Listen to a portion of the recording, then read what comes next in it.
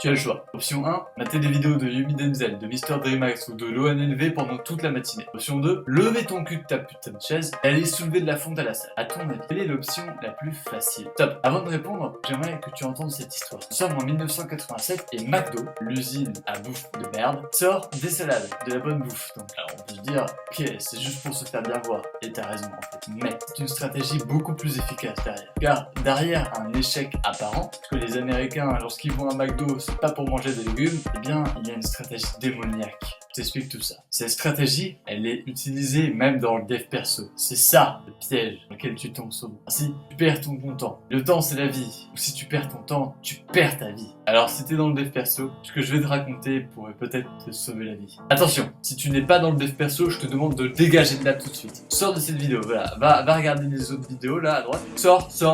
C'est bon? On est que entre personnes de valeur maintenant? Ok, parfait. Dans ce cas, revenons à notre histoire de McDo. Dans son libre instinct de volonté, la psychologue américaine Kelly McGonigal nous explique la stratégie de McDo. En réalité, lorsque tu te dis que tu as le bon choix, que tu as la possibilité de le faire et que tu te dis oui, je vais faire le bon choix, ça te crée de l'excitation. Et lorsque tu es excité, ça crée de la dopamine. Or, cette dopamine, ton cerveau va la confondre avec la dopamine d'avoir effectivement fait le bon choix. Et ça, c'est un problème. Parce que le client, quand il est attiré par les salades à McDo, il se dit oh oui, moi je suis quelqu'un de sain dans ma vie. Il arrive à McDo, il fait la queue, il réfléchit à entre la salade poulet grillé et la salade, je sais pas moi, les fruits du jardin. Mais au guichet, il s'entend dire les mots menu Big Mac, frites, Coca s'il vous plaît. Tu sais pourquoi? Simplement parce que le cerveau a déjà ressenti de la dopamine, donc il se dit l'objectif est atteint. Alors là, il va commencer à prendre la facilité et à avoir de très beaux bruits. Alors maintenant, c'est quoi le rapport avec le dev perso? Bah c'est ça. Lorsque tu passes l'après-midi à regarder Netflix, après tu te dis oh putain, j'ai gâché ma vie, pourquoi j'ai fait ça?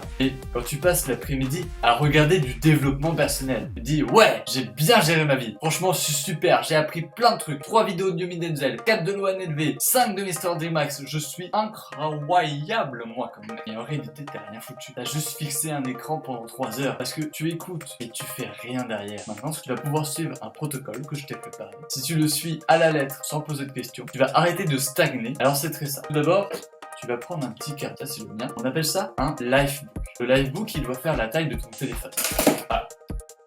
Comme ça, il peut rentrer dans ta poche. Tu vas pouvoir le sortir à chaque fois que tu reçois un conseil. Admettons le conseil, arrêtez d'être perfectionniste. Tu vas ouvrir le carnet, voilà. Tu prends un petit stylo, tu mets le conseil, 2 points. Arrêtez d'être perfectionniste. Et c'est pas tout.